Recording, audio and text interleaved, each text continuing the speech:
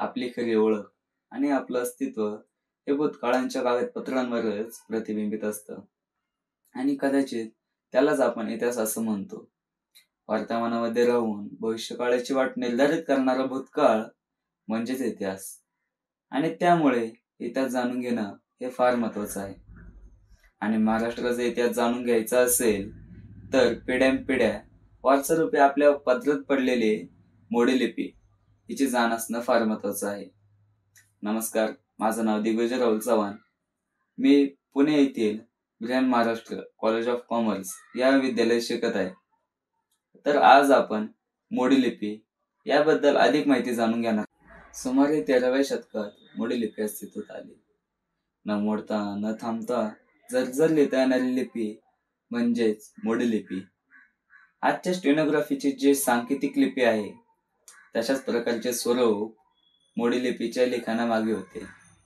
मोडी लिपीचे जनक श्री हेमडपंत हे होते. मोडी लिपीची गरज का पडली असावी तर 12व्या शतकात बुर्जपत्र आणि ताडपत्रांवरती लेखन केले जात. त्यासाठी विविध प्रकारचे लेखनही वापरले जात.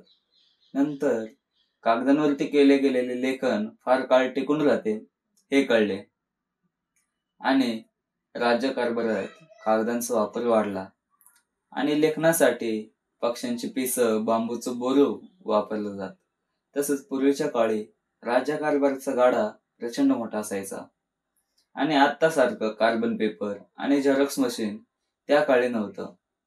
जर एखाद्या कागदाच्या अनेक प्रती काढायच्या झाल्या तर एखादा लिहिला गेलेला कागद पुन्हा लिहायला लागायचा आणि त्यामुळे एकाच व्यवहारासाठी बराच वेळ खर्चिक होत. आणि त्यासाठी वेगवान आणि वेळ वाचवणारी मोडी लिपी अस्तित्वात आली. देवनागरी लिपीचे आपण जेव्हा लेखन करतो तेव्हा एकदा का शाईमध्ये लेखणी बुडवली आणि जास्त काळ कागदावरती टिकवली तर कागदावरती डाग पडत असे. त्यामुळे एकामागोमाग आणि वेळ वाचवणारी मोडी लिपी त्या काळची गरज भासली. मोडी लिपीचा प्रचंड वापर हा शिवकाळामध्ये झाला. दैनंदिन जीवनात मोडी लिपीचा वापर सर्रास होऊ लागला होता. त्यांमध्ये पत्रव्यवहार, अनेक दस्तऐवज हे सुद्धा मोडीतच लिहिले जात होते. राज्यकारभारामध्ये मोडीची एक वेगळीच जागा होती. त्यामुळे शिवरायांचा इतिहास हा जवळपास संपूर्ण मोडी लिपीतच पाहायला भेटतो.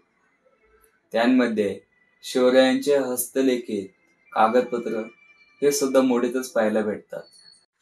1950च्या आधीचे सर्व कागदपत्र, त्यांमध्ये वंशावळ, मृत्यूपत्र, जमिनीची खरेदी विक्री पत्र हे सर्व आपल्याला मोडी लिपीतच पाहायला भेटतात. एवढंच काय तर शैक्षणिक जीवनातही मोडी लिपीला फार महत्त्व होते. म्हणूनच 1950च्या आधीच्या सर्व शाळांमध्ये मोडी लिपी ही शिकवली जाते. मग एवढी प्रशस्त असलेली मोडी लिपीचा वापर कमी का झाला तर 1950 मध्ये मोडी लिपी शासकीय कामातून हद्दपार करण्याचे तत्कालीन आदेश बॉम्बे स्टेटचे माजी मुख्यमंत्री बाळासाहेब खैर यांनी दिले. कारण मोडी लिपी ह्या त्या काळची गरज होती. पण काळानुसार लेखणीमध्ये बदल झाला. पक्ष्यांच्या पिसाऐवजी पेनाचा वापर होऊ लागला. तेच पेनाने लिहिले गेलेले मोडीचे अक्षर हे अतिशय पातळ आणि गुंतागुंतीचे वाटू लागले.